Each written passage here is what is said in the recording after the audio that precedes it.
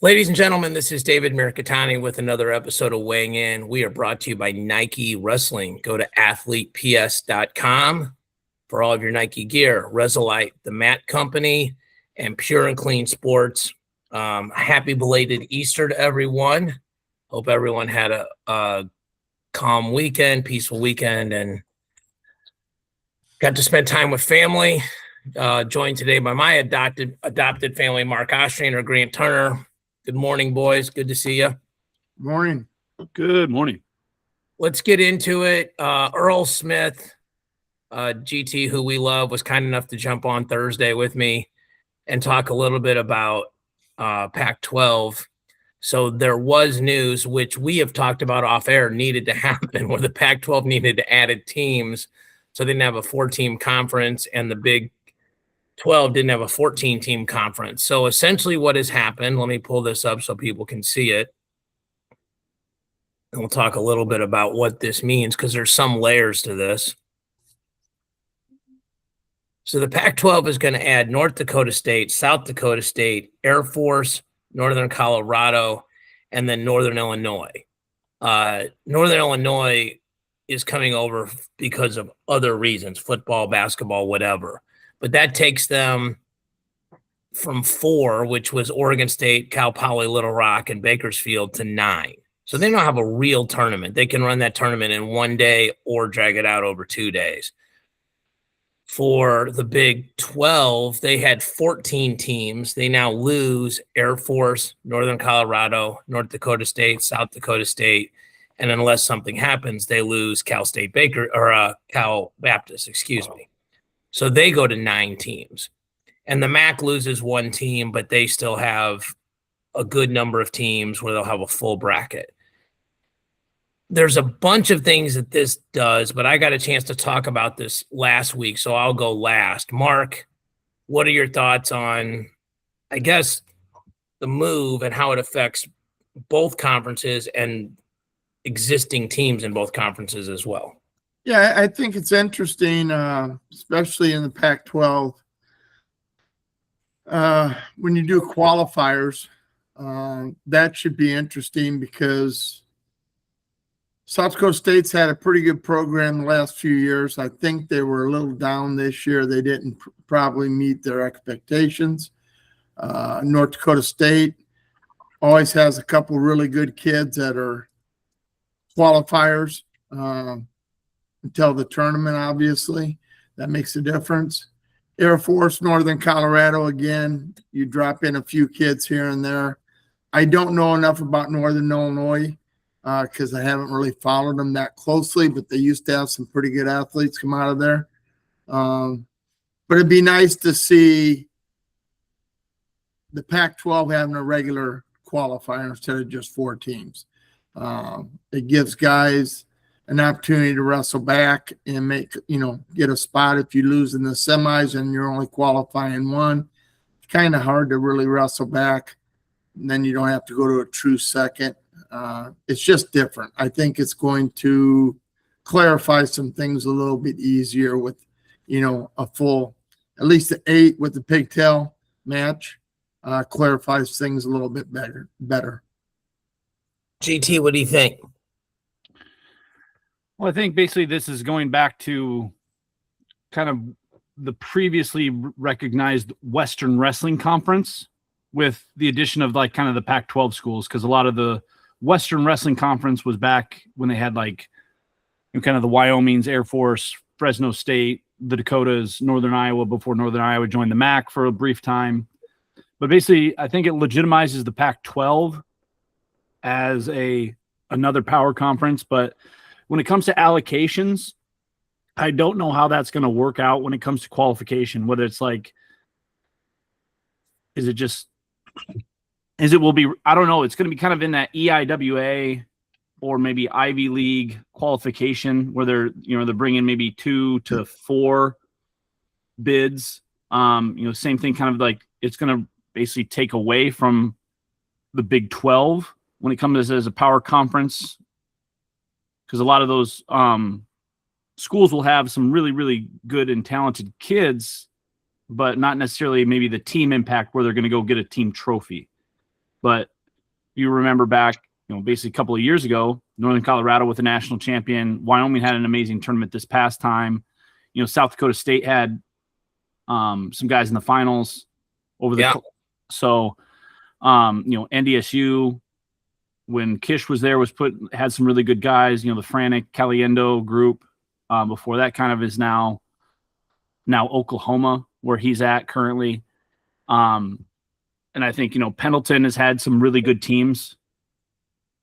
And he didn't have as good of a tournament this tournament, but once again, it's like everything is once in a couple of years. But now I think it legitimizes and saves a little bit of the West Coast wrestling for a lot of those schools, because the Pac-12 is, they lost some of their firepower when some of those teams left.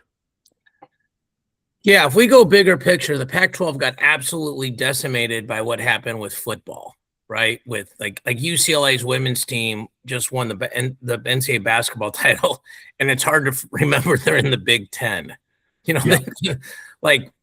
I forget that USC is in the Big 10, like Oregon is in the Big 10. You don't think of those things, but they moved those teams over for those kind of reasons, especially on the football side. If you're not watching and only listening, I've pulled up the team scores from the last Big 12 tournament. And like GT, you and I talked about this off air, like Northern Iowa last year was one match away from winning the Big 12 title. There was maybe one guy not being allowed to wrestle or anything like that didn't supposedly make weight. But if we look at this, Oklahoma State, Iowa State, Arizona State, Missouri, West Virginia, Oklahoma, Wyoming, Northern Iowa, 8 of the top 10 teams stay. Okay. And then Utah Valley stays. So it feels like they kind of just lopped off the bottom. Now, South Dakota State has historically been in the upper half of the conference. Let's take that a step further, guys. What does that mean? Well, I was told by a Big 12 coach they had to wrestle 8 duels last year in the conference. Well, if that's the case, then we're going to see everybody hit everybody in the Big 12 because there's 9 teams. So everybody's going to duel everybody. If they lower that, then that's going to make it even better for the teams, the haves versus the have-nots, because now your Oklahoma State, your Iowa State, your Arizona State, your Missouri's can schedule a couple extra off-conference duels. That helps them build their RPI up. The teams, like if you look at like an Air Force last year, they hosted Oklahoma State and they had their biggest crowd of the year. Utah Valley's had their biggest crowd of the year. Those kind of things are going to go away for them. They're going to have to wrestle well in tournaments like the Cliff Keen, if the Cliff Keen even happens now, because of what happened with national duels, which we're going to talk about next. So there's some far-reaching effects here, Mark, that I think that people don't necessarily see like at the surface. Like on the surface, it's great. It's 9-9. It needed to happen. Pac-12 wrestling was really at risk. And when people are like, well, our conference has 4 teams, that's when athletic directors start talking about, do we even need to keep this sport? So this was a really good move. But there are some secondary and tertiary things that fall out of this that, these other teams are going to have to schedule aggressively, like Obi Blanc, Damian Hahn. These kind of guys are going to have to schedule aggressively. And, you look at like these results, and like GTU mentioned how well Wyoming did at nationals. Like, man, they took 8th. They took 8th in this tournament. Like, they're a big tournament team. They're not a small tournament team, and they bring all those guys back. So there's a lot to keep in mind here as this goes forward. I think overall it's good. I think you'd have to be crazy to not say it's good. And also, when you talk about qualifiers, there's that gold, silver, bronze category. These teams are going to have to hustle and try to schedule events where other good teams want to come to them and get like 4 or 5 matches in. Like I saw Oklahoma State bring a bunch of kids to the Cougar Clash. It was a small tournament. It was one day. Everybody got 4 or 5 matches in. Somebody on the West Coast is going to want to do that and get like an Arizona State to come to it, because then if they can beat a Nika Ruiz, Caleb Larkin, a Kyler Larkin, then those are the connecting dots. So just some things to think about here. Mark, you want any last thoughts before we go to national duels? No, I think you made a lot of good points. I love the numbers going up in the Pac-12. I don't love the numbers going down in the Big 12, but I understand it. I think it's better. I've been at that tournament. There's so much dead time. It's 2 days. It's drug out. There's all these breaks. I mean, I think they'll still make it 2 days, but they could easily, both these could be 1 day tournaments. Now they're 8-man brackets. Yeah. So one of the things that we've faced with some of the NAIA tournaments and some of the smaller tournaments when it comes to qualification is the 6-match rule when it comes to true whatever placing in order for allocations. Sometimes it's like mathematically impossible if there's like a true 5th or 6th place match that needs to happen that day. Now, once again, I don't know the math on the 8 teams and whether or not like whatever you can do it in 1 day or 2 days, but one gives the athlete the ability to not have to have over that 6-match rule on a qualification tournament for the postseason. That's important. That's a great point. And there will be, so for those of you guys that are watching or listening, but not nerds like us, the true 5th or true whatever, it matters because let's say we qualify, we're in the Big 12, all of us, and 4 guys qualify. And let's say Grant takes 4th and Marks takes 5th and they haven't hit, then they have to wrestle that match to get that spot, just to give people a very tangible example. I mean, the good news is I think in an 8-man bracket, the most matches you can wrestle in a day are 5. So I think you'd be okay. I don't think they'll make it a 1 day tournament because I think they make too much money because they sell 2-day tickets. I mean, so I think that's what'll happen. But there will be a ton of breaks, you know, because it's pretty easy to count the rounds, right? Like besides the pigtail match, the quarters are 40 matches, the backside are 40, and then it's semis and backside second round are 40, and then, I mean, it's under 200 matches. It's like 150 matches for the whole tournament. So it's, I've also been told that the contract for the Big 12 ends in 28 with Tulsa, and then it will rotate. And they were talking about would it rotate only to the conference members and the affiliates would be cut out. And this eliminates a lot of that problem. Like Oklahoma State, Iowa State, Arizona State, West Virginia are conference members. And I think you're not going to just delete these other 5 teams. I think it'll just rotate between all 9 teams now. So that's something else to watch. There'll be a lot of things coming on with this, but another thing to keep in mind. Okay, national duels. So I'm going to put up here what the team scores were from last year. So the way they've done this year is the top 10 teams are invited. And GT, we were there together. Penn State, Oklahoma State, Nebraska, Iowa, Ohio State, Stanford, Michigan, North Carolina State, Minnesota, NC State. I don't think Stanford was there last year, and obviously Penn State wasn't there last year. So those would be 2 new teams. They've then said they're going to offer the next 6 teams, and I'm going to scroll down here. So Virginia Tech was there last year. Wyoming was there last year. Arizona State returning. Missouri returning. Illinois returning. Lehigh returning. Because they moved this to the weekend before finals, and this is sort of a statistical anomaly, but number 17 through 20 are all Ivy League schools. So Columbia, Cornell, Penn, and Princeton would all be out. So if all 16 teams take it, we're done. I don't think there's any chance Penn State's taking this invitation. So I don't know if they just go down to Indiana, if they go to Little Rock. I don't know if American would take it. I mean, they're a very high level academic institution. They might waive out because of finals. But, GTU are there. The tournament's going to look very similar, right? It feels like almost all the teams are coming back. Yeah, I think once again, I think the people that went there the first time, they didn't really know what to expect from it. And I don't think anybody really understood what to expect from this, because we've never really seen it other than kind of the multi-division national duels that were held at Cedar Falls back in the day. And then there's a brief time where they tried that the regional concept for duels, and it didn't really work out all that well. Like Matt Mayhem or something along those lines. It was, This is like a true, like, hey, everybody shows up, you're in the same bracket, and it kind of looks and feels like a national tournament. The best that, a national duels tournament could look.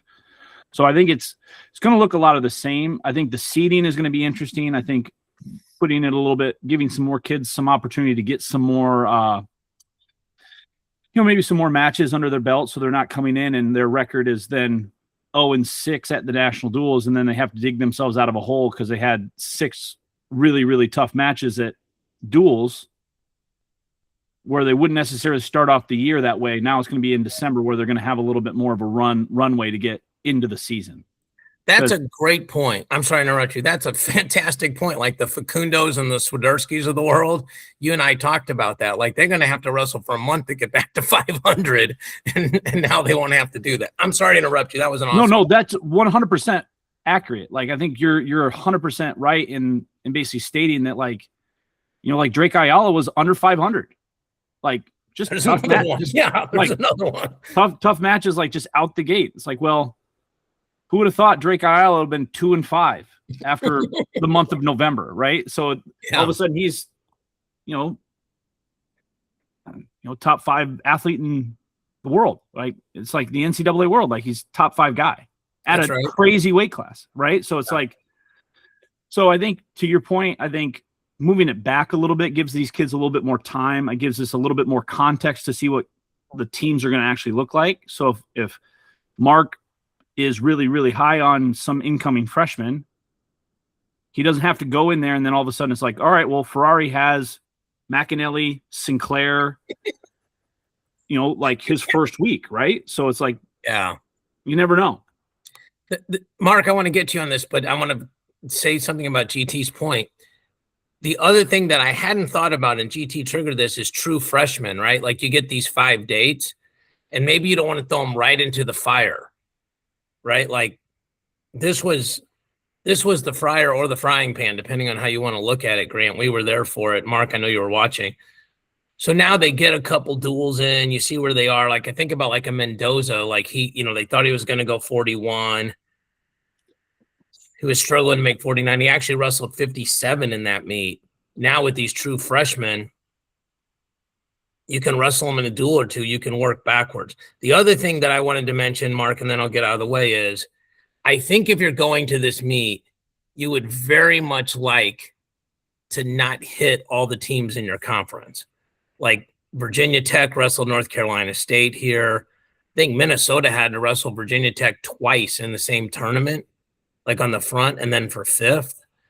And I just think you can't do it this way and make it a real tournament. But like if you could separate them into pods, and then like the way we do it, Hall of Fame duels or national or Fab 50 duels, like you could control it a little bit better. But anyway, your thought here, Mark.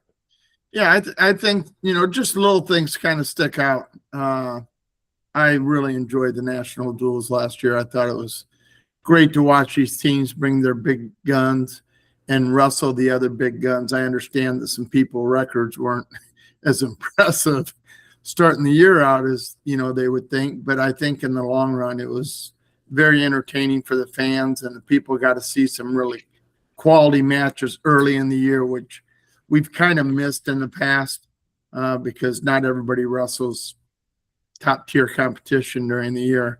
I think it is going to change some scheduling issues.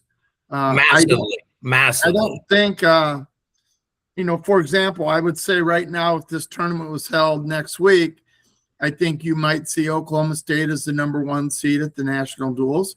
I think you definitely see Iowa number 2, Nebraska maybe number 3. Wait. Why would Iowa be seeded over Nebraska? Because they did it the year before. Nebraska beat Iowa, yet Iowa was seeded higher with what they had coming in at the national duels. So what criteria did they use that you think would apply to that this year? Because Nebraska, I'm just giving a scenario. I'm not giving any criteria. I'm just giving scenario right now, because what's going to happen is if Iowa did get the number 2 seed, okay, and they had to wrestle Iowa State in the quarterfinals of the national duels, I don't think they're going to wrestle them early December like they have in the past, because they're not going to want to wrestle Iowa State twice in a 3-week period.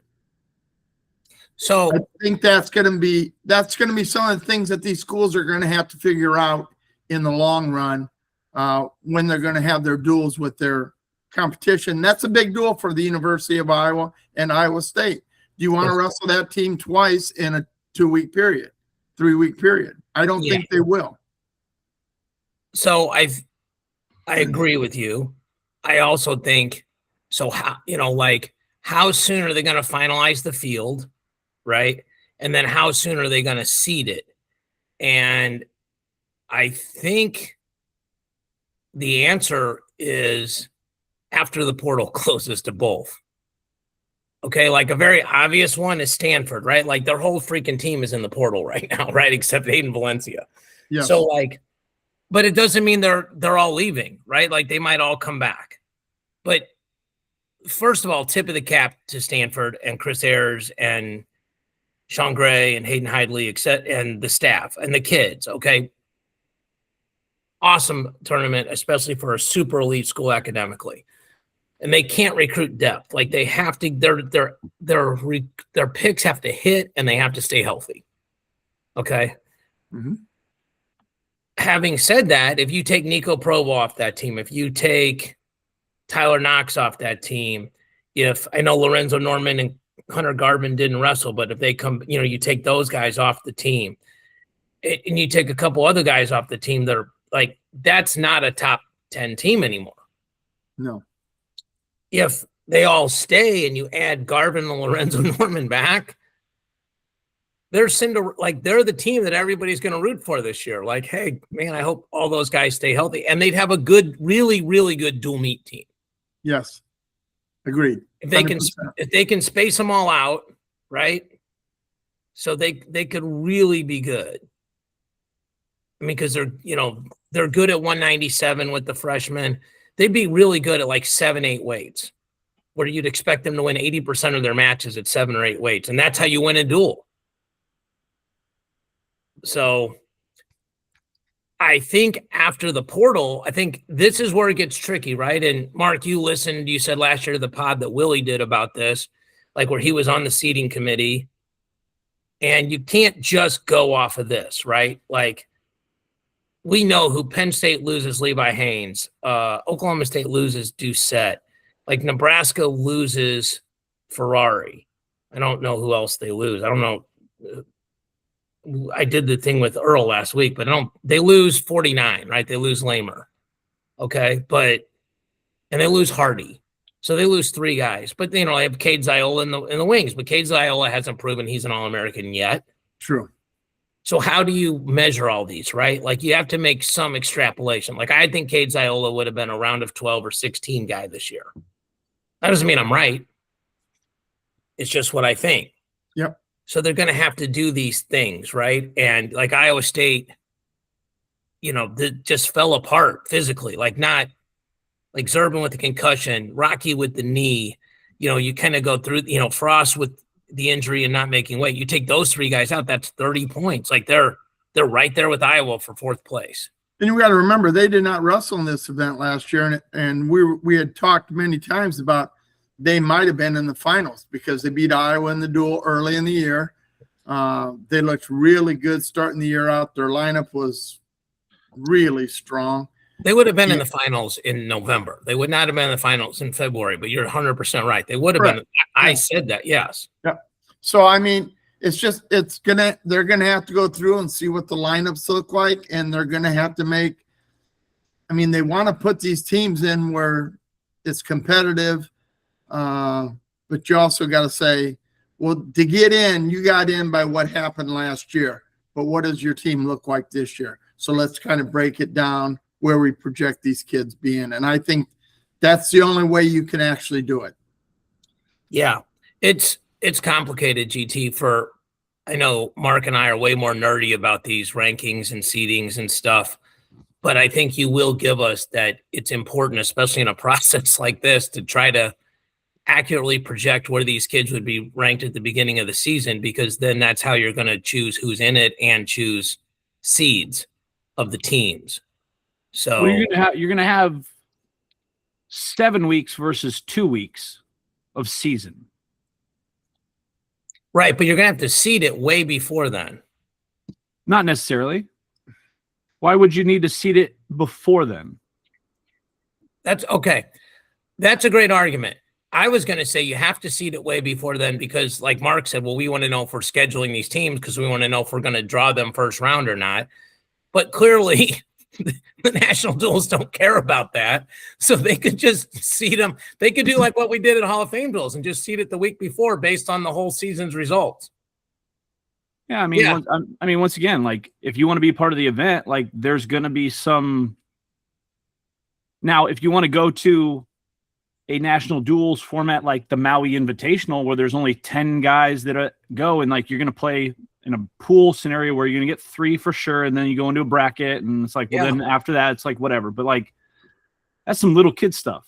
Like, well, your point is really compounded because they're paying them to come. So like, we're paying you to come. We're going to do it the way we want to do it, right? well, and I think that's the thing is it like, okay, so you're going to see Oklahoma State, what in the regular season, maybe at the national duels, conference, nationals. So you got maybe 4 matches. Like, Yeah. okay. Like, okay, so you're mad that you're going to see the same guy 4 times, potentially? Yeah. No, the money makes a big difference, right? Like if I'm asking you come versus I'm paying you to come, the amount of leverage I have is completely different, right?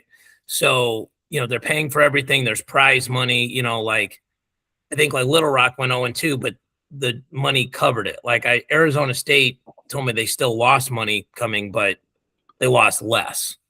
Well, how much money do you lose when you go to Midlands? How much money do you lose when you go to Quick Queen? No, right. No, they lose. No, it's a great point.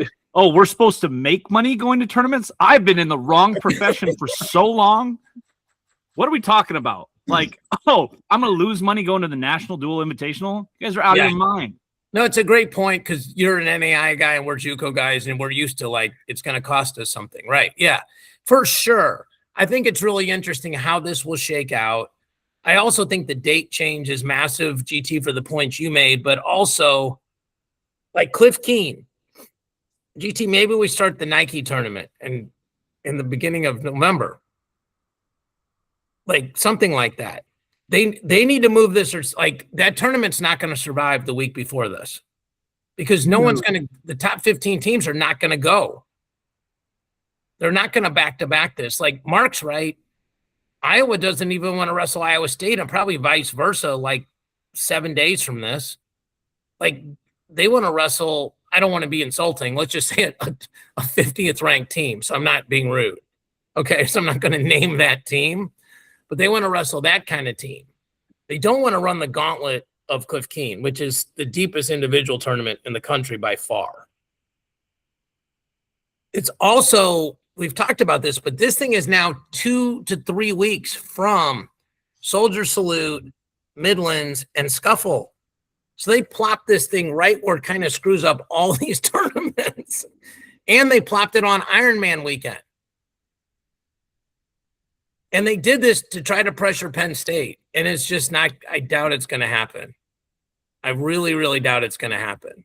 I think the deadline for accepting your invitation is April 10th. It's going to be that. Now, I understand the marketing effort. If you say, hey, Mark, are you coming? Like, we need to know, as I'm referring to myself as the person running the National Duels Invitational. I want to know that Mark and David are coming because I'm going to get tickets for those people, and people need to start building out their thing. So when it comes to the National Duels, it's going to be, and correct me if I'm wrong, it's December 11th, 12th, and 13th. Let me pull it up, but yes. So it's basically Call It's it, Ironman weekend. yep. So Friday, whatever it is, Friday, Saturday, Sunday type situation. Yeah, whatever it is. But I want to be able to make sure that, I don't 12 know, and 13. 12 and 13. Is what Mark's the article Mark's says. family can come, or like I'm a big Iowa State fan, or if I'm a big Oklahoma State fan, like I want to make sure that I do those things. That's right. Here's the next thing that I think will probably happen in the next 5 to 6 years. Some of these other tournaments are going to start paying teams to come into it. I think Cliff Keen makes enough money and has big enough crowds. They're going to have to get the city behind them because they bring in a lot of fans. They may have to shell out money to host that tournament, to bring it in. Here's what I would tell you. The only way people are paying is if somebody just doesn't care about losing money. Okay, there's no break even here. Okay, like Chad Richardson just doesn't care. Like, I don't know what, like when they say they started off with $1 million or $1.3 million, like I've ran an event. Whatever you think your budget is, it's wrong. Like, oh, Shane's coming with GT. Okay, I got to get him another room for 2 nights. And then all of a sudden that's $300 more. Like, it's just normal stuff happens. You can budget in miscellaneous, and everybody who's ever ran an event should do that. But the miscellaneous on the national duels, if it's the same fraction or percentage as it is on Border Brawl, has a bunch more zeros on it. And so when this person starts, like, they're like, hey, we got to get these referees, or this has got to happen, or we got to pay for a hospitality room, or this, so-and-so and such and such. And, oh, we can get Jordan Burroughs to do the finals, but it's going to cost $10,000. Right. These are like, if you guys aren't just listening, GT's nodding at all this because he's been involved in all these. Like, I'm just telling you, there's no way that Cliff Keen is going to break even. Okay, like they're making money now, I'm sure, but not as much as you would think because the crowds are terrible there. Like, that's why they do it in a place that looks like the U.S. Open where there's no real seating. And the crowds are good. The crowd was good at the NDI, but it's because it was in Tulsa and Oklahoma State's good.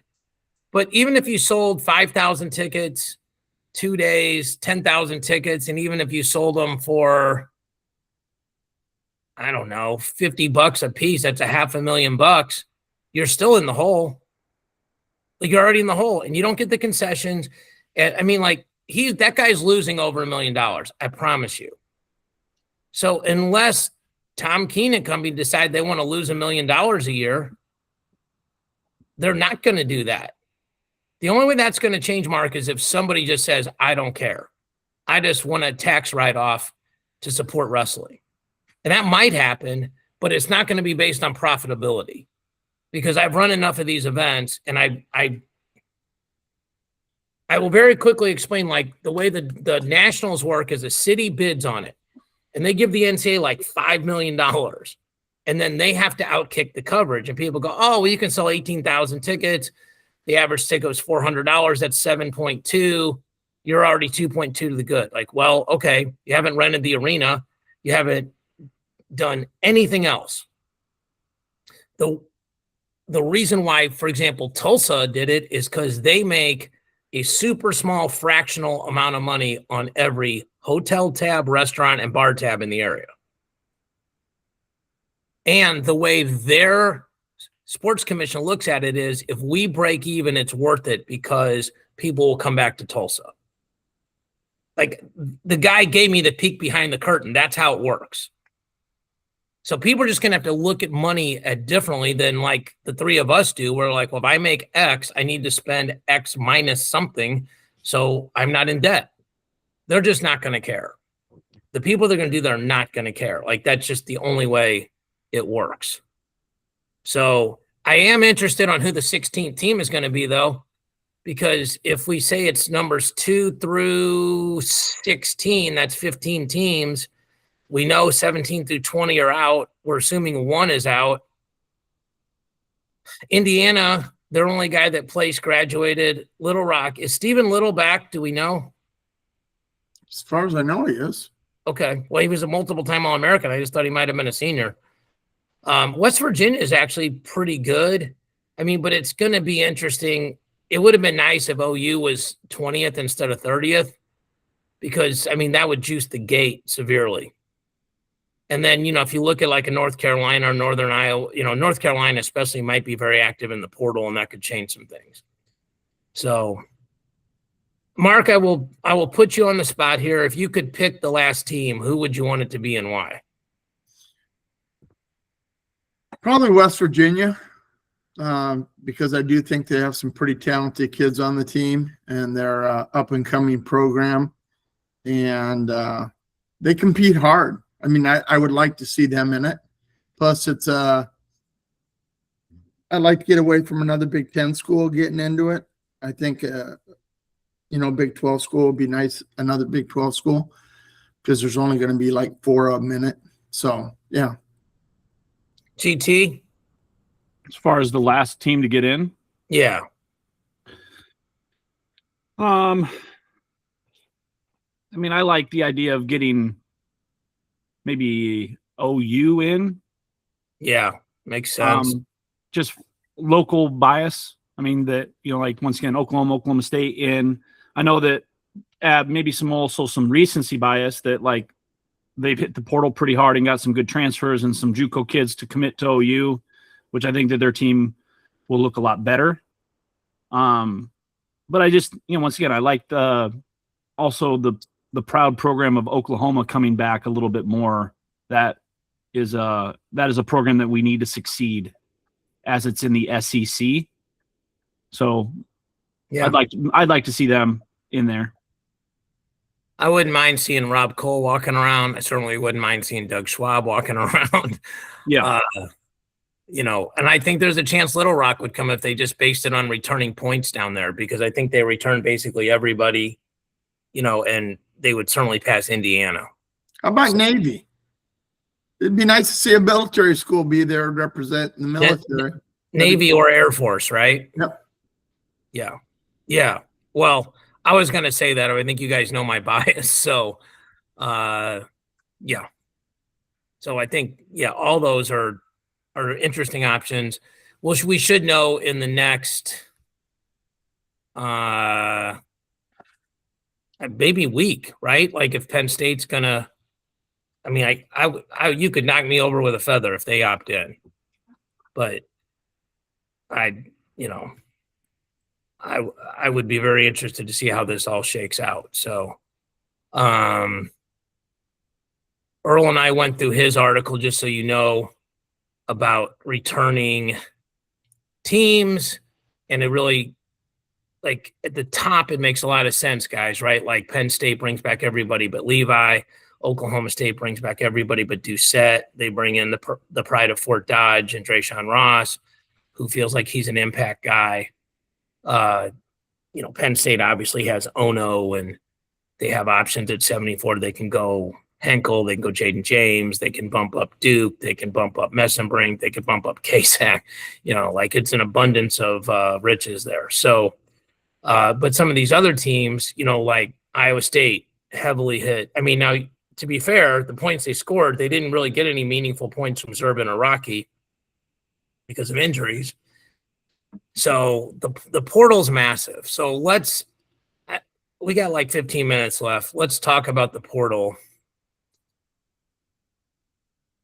So Ferrari's in, Hunter Garvin's in, Tyler Knox is in, Nico Provo, Ryan Crookham, Bennett Berge, Zan Fugit, Moen Dean, Ed Ruth, Crook, Jordan Williams. I'm not going to read all these names, but Nico Rivera, Brendan McCrone, a guy who pinned Luke Lillidow in his life, so that's probably worth mentioning. Carter Schubert was rounded 12 last year. Daniel Herrera, GT, he was on that same U23 team you were on, right? Or not on, sorry, but coaching. I don't mean to disrespect your age. So the fact that I am on the U23 world team in 2025, you're right, 100%. He's wise beyond his years, Mark. But you were there. I mean, I got the terms wrong, but you were coaching there, coaching G. Herrera's a move. Jake Daly had a really good freshman year. BT, Braden Thompson. So Cade Brown went in, but that's Carson Brown flipped from Pitt, the younger brother, who's a 4-timer out of St. Ed's, to Ohio State. So Cade Brown followed him. Lorenzo Norman, Mark, that's a guy we've really liked over the years, right? Grad transfer, will have a year. He's a guy who could place next year, right? I think so. Yeah. Betancourt's in. Let's make sure there's a couple other ones I know for sure. Christian Castillo is in. Anthony Meza is in. Or Adrian Meza, excuse me. Clayton Whiting flipped from Minnesota, Wisconsin after flipping from Missouri to Minnesota. OU's got 4 or 5 guys there in. There's just a bunch here. Anthony Ferrari's in. I mean, the story is the Ferraris want to all be together. There's Meza, Noctaburin out of Iowa State, who wrestled Gabe Arnold to a bunch of overtime matches in high school. Daniel Zepeda, that's a big one. So I don't know what do you got? Tyler Ice got over to OU. Grandin mentioned that OU signed some guys. Like they got Jersey Rob and they got Tyler Ice early. So, Mark, you're the governor of Iowa. Who does Iowa get out of this group? Wow, that's a really good question, David.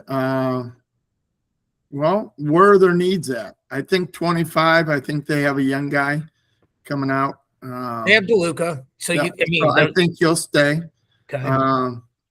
And remember, they got to be down to a 30-man roster this year for the first time. Hit pause. That is a massive statement. That is a massive sentence to what you just said. Okay. So everybody's going to be dropping 3 to 5 guys. No. So let's just start. And then start with what your roster was at the end of the year. You subtract guys that graduate. You add incoming freshmen. Then you have to subtract somebody to get to 30.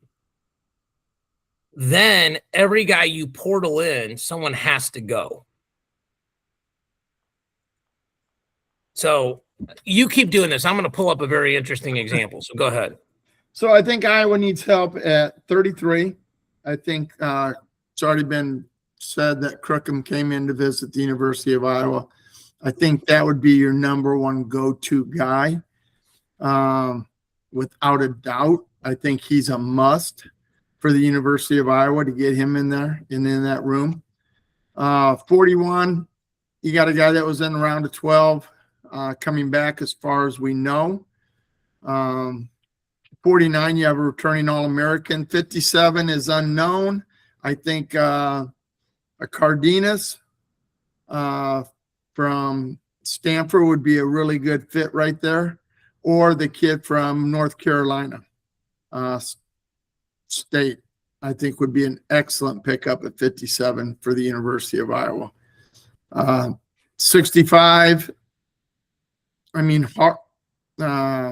Stanford transfer, graduate, came from the backyard of the University of Iowa, Garvin. I think he'd be a perfect fit at 65 for the University of Iowa. 74, you're going to have probably Gabe, who's a returning All-American at 97, deserves to have that spot. 84, you got Ferrari. 97. Here's where you get a problem because you brought in the number one recruit the year before with Ludington out of New Jersey. I think he's going to be really good. It's whether or not they can convince him that he's not quite ready yet, big enough yet. It just depends. Do you go after a Ferrari? That's kind of the situation that the administration's going to have to weigh in on. I know Tom would probably love to have him. And then you got Keeter back at heavyweight. So I think their needs are going to be 33, 57, and 65. And I think they'll go hard after some of these blue chip guys. 97's kind of a question mark. But if you can get Ferrari and he wants to go back to 97, I think Tom would go after him pretty hard to get him in that room with Angelo. That's just my opinion there. I think Iowa State, Castillo was a big recruit for them. And he looked good early in the year. How do you pronounce his last name, David? Christian Castillo. Theo, yeah. He transferred to Ames, wrestled his senior year at Ames High School to get into the program. Just same thing Herrera did, wrestled at Ames High School and looked really good. But obviously, these coaches have told him, we're going to go after this kid. Provo would fit in at 25 for Iowa State like a glove. And then at 33, I think you bring in a sidekick from Stanford, because I think you're going to have to move Frost up to 41. I think he's too big for 33. So, that's kind of what you're looking at. They're going to throw money at these top tier kids, and only a few schools have that kind of money to throw. And I think Iowa State's got it now.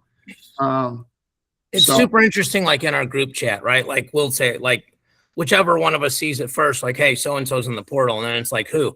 And you always just think of like 7 teams, right? Like you think of Penn State, Oklahoma State, Iowa, Iowa State, Michigan, Ohio State. I'm probably skipping somebody. Let me look at the team rankings. Penn State, Nebraska. Those feel like the 7, 8. Virginia Tech now. I think Virginia Tech has to be considered in some of this, right? Like they're going to make a run. And Minnesota will throw money at a kid too. Just they don't do it with very many kids. They'll do it with maybe one here, one there. Well, I actually talked to Luke Becker. They want to really be good in 28 because the Nationals are there. That's a very real goal of theirs. Yeah. GT, your thoughts on really just like any of this stuff, and then I'm going to give people an example of how this portal thing works, like roster cap wise. Well, I don't know if anybody follows any of the other sports when it comes to like free agency, but hard air quotes. Yeah. Because collegiate sports is now in an era of basically free agency where anybody can leave at any time, just whatever. Or they were going to try to hold a school hostage by saying, well, hey, I'm in the portal, so what are you going to do for me if I want to stay? That's right. That's happening too. Yes. That's happening a lot. So maybe if you see these guys, maybe there's a little bit of that, maybe some negotiation where they don't want to leave, but they want to get more money from their NIL collective. Or, for instance, let's say that you're, I don't know, let's call it Ed Ruth from Illinois. You're going into grad school. You don't really want to leave, but you're going to see what happens. Like, I don't know his story. I'm just throwing a name out there because it was just, like he's got 1 year left. Does he really want to leave? Does he want to negotiate against, Illinois? Blah, blah, blah, blah, blah, blah. So also the rev share 30-person roster cap quota is going to play a factor in some of these things. If you're maybe not going to be the guy, they're trying to bring in other people. So they're using their NIL money in order to go get other people rather than keeping the talent that they already have. So it's pretty wild in this world of free agency where all of these kids are just bouncing around.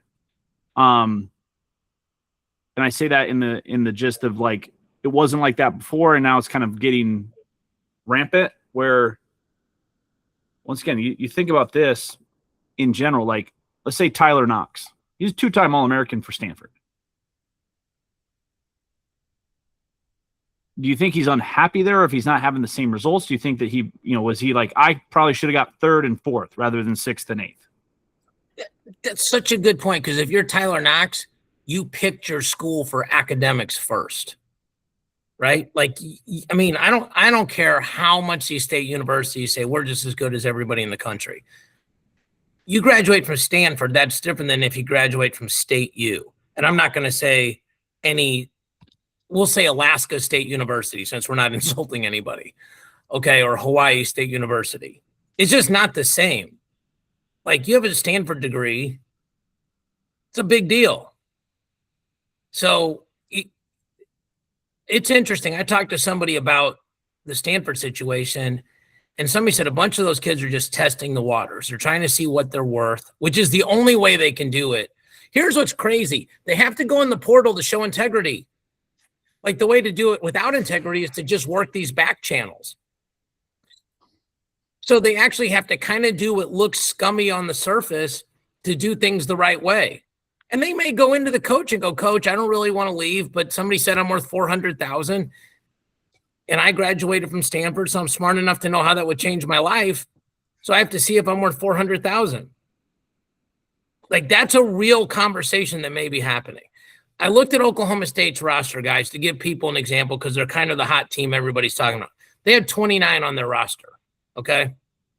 They have 4, and they've already taken like Jersey Robb and Brayton Thompson and those guys off. They had 4 seniors, Doucette, Figueroa, Dops, and Gary Steen.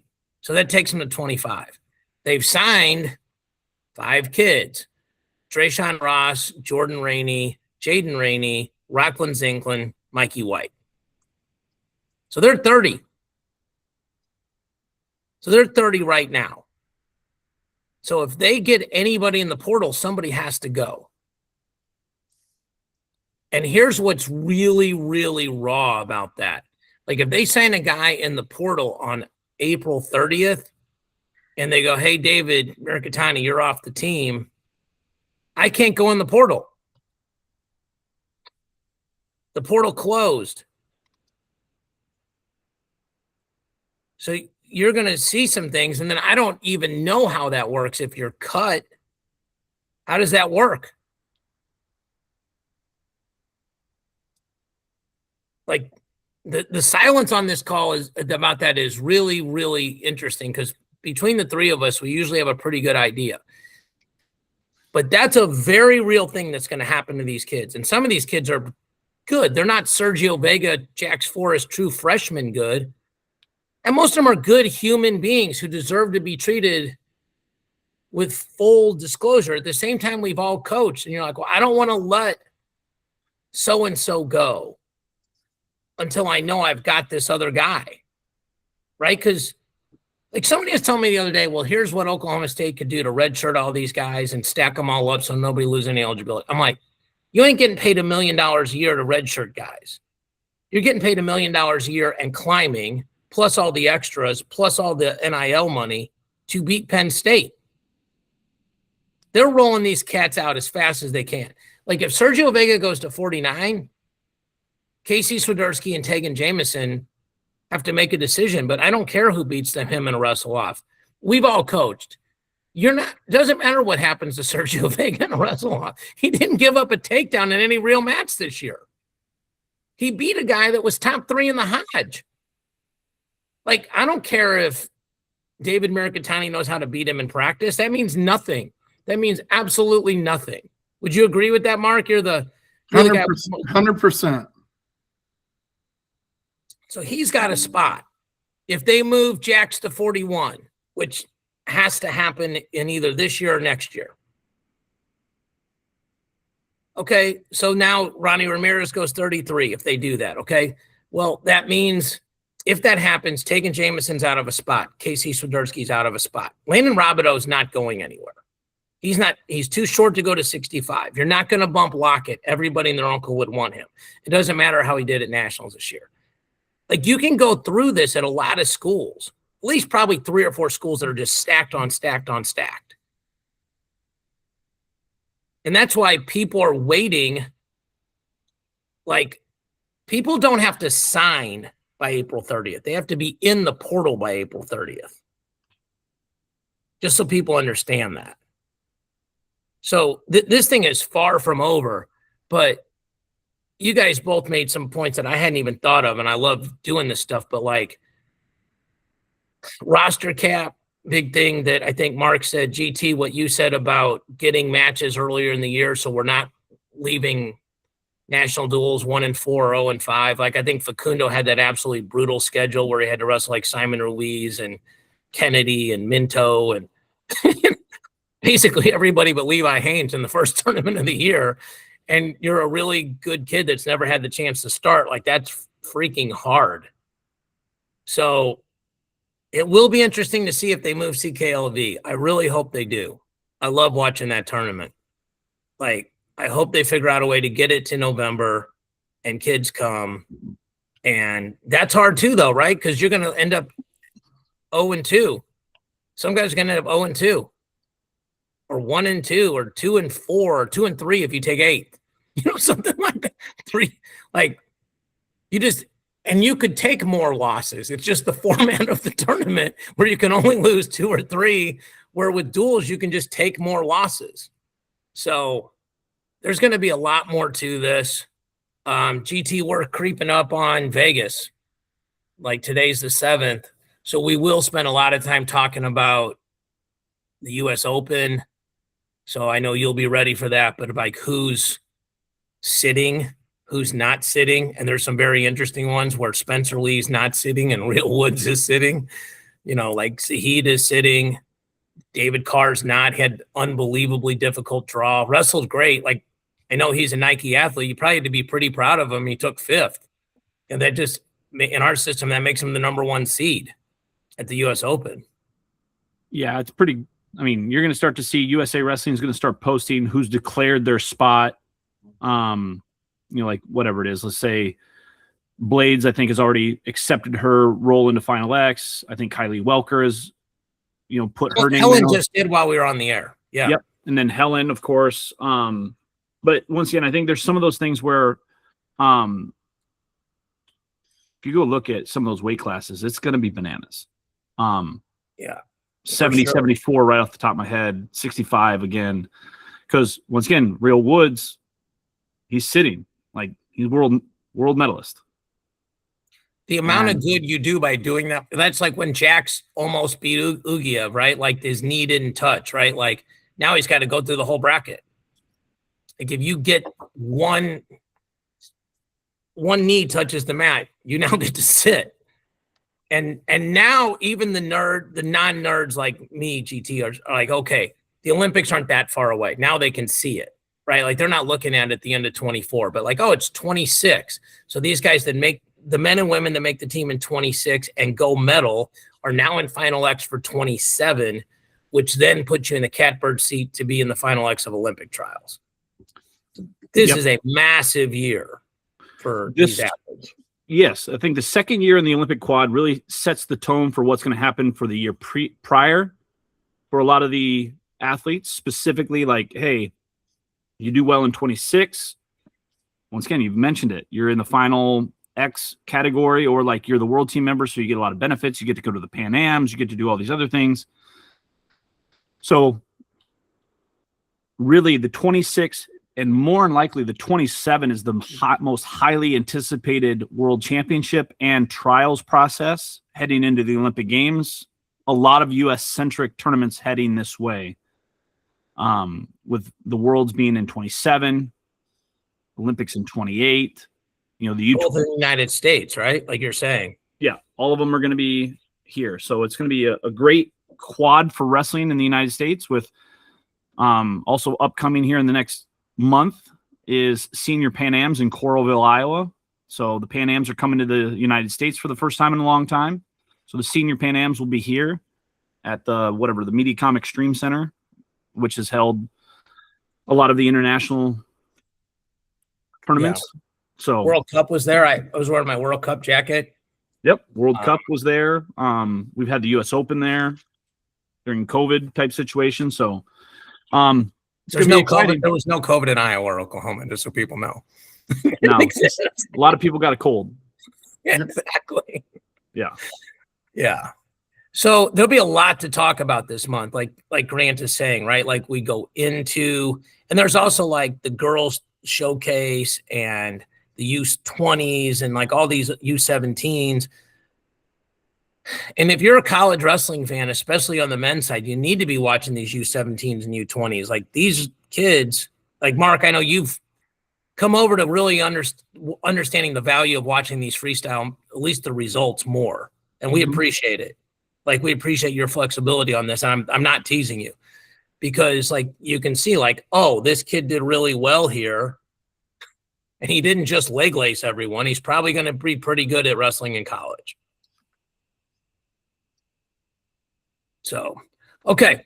That'll do it for us today. I don't know if we'll go again on Thursday. Not sure. Maybe if the portal goes crazy, we'll do one. If not, we'll be back next week. For Mark and Grant, we appreciate you guys watching and listening and subscribing. Have a great day.